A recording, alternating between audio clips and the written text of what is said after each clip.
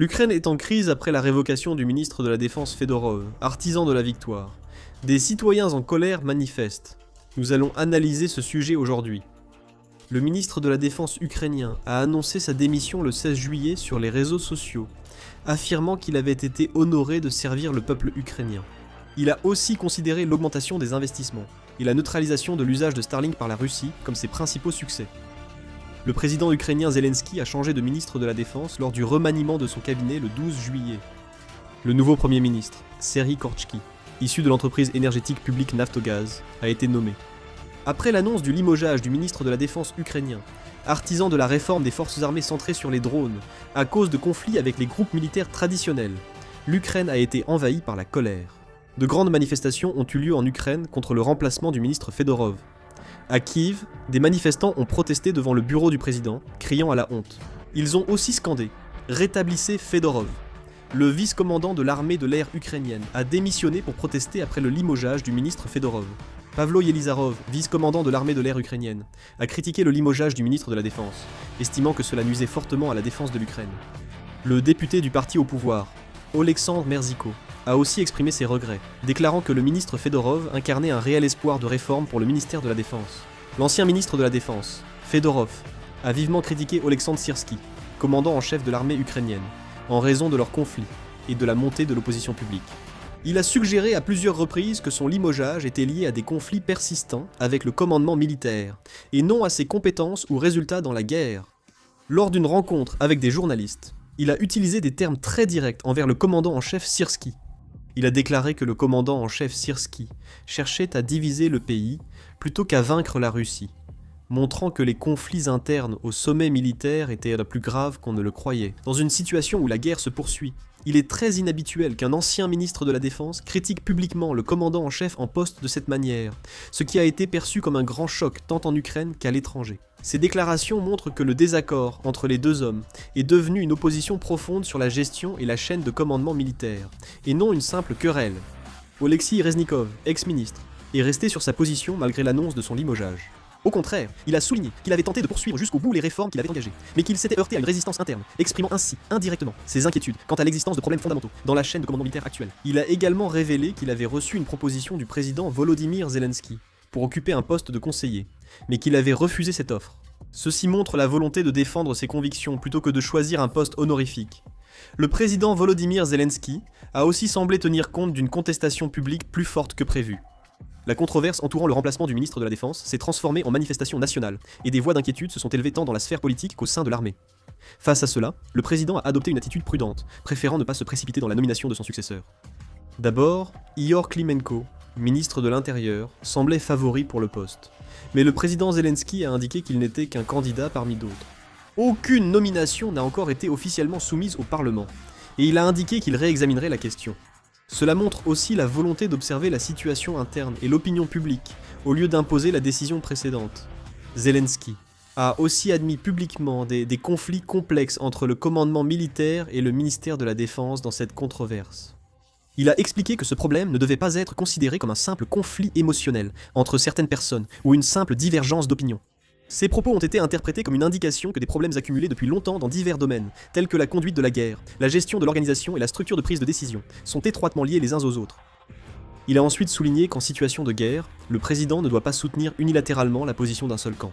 Il a affirmé qu'étant tous deux essentiels à la sécurité nationale, l'état-major et le ministère de la Défense ne peuvent régler leurs conflits en soutenant seulement l'un d'eux.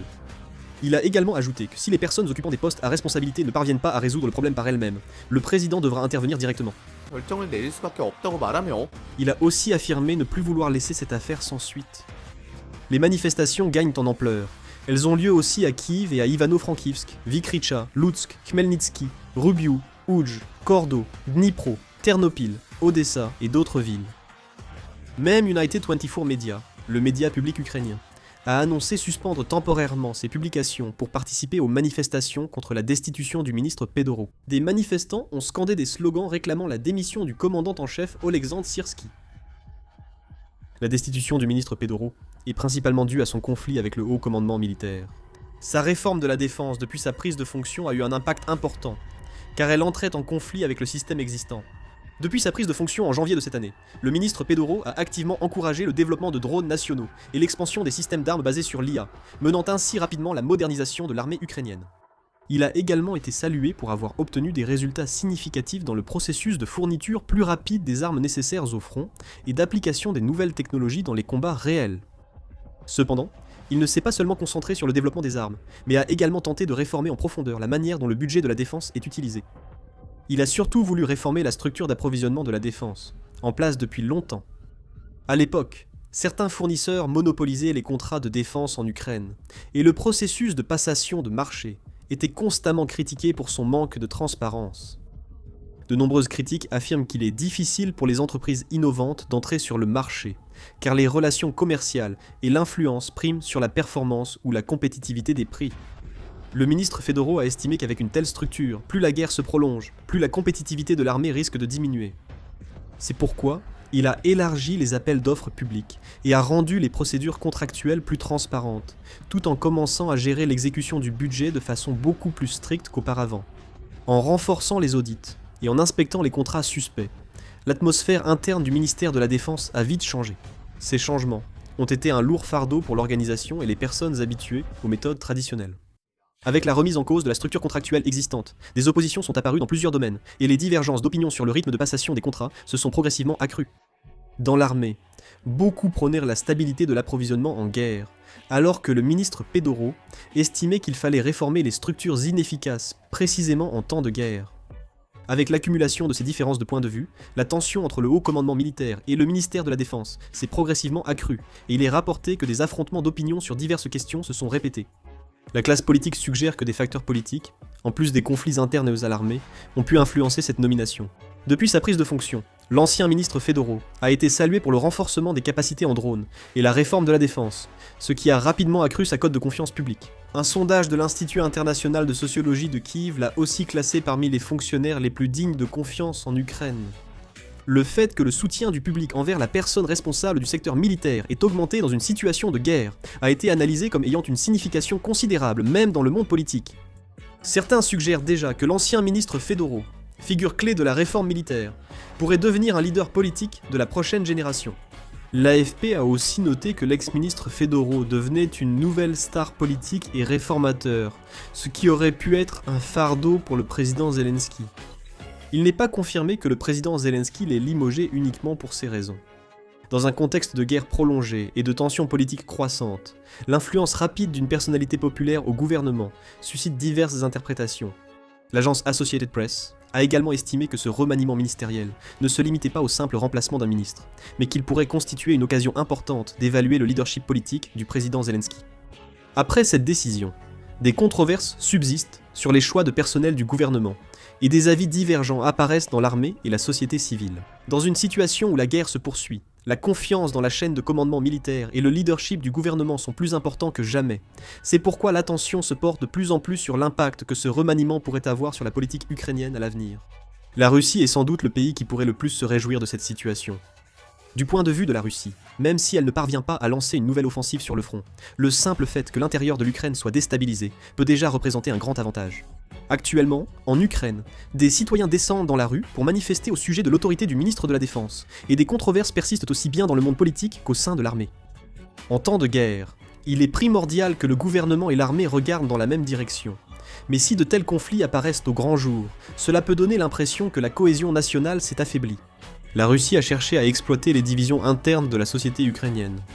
Ces stratégies incluent non seulement des affrontements militaires, mais aussi l'exploitation du chaos politique et de l'instabilité sociale.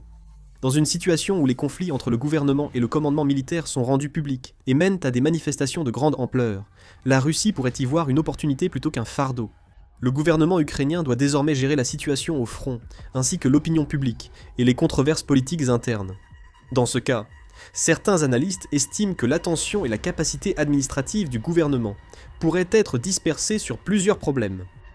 De plus, ces scènes sont également transmises à la communauté internationale.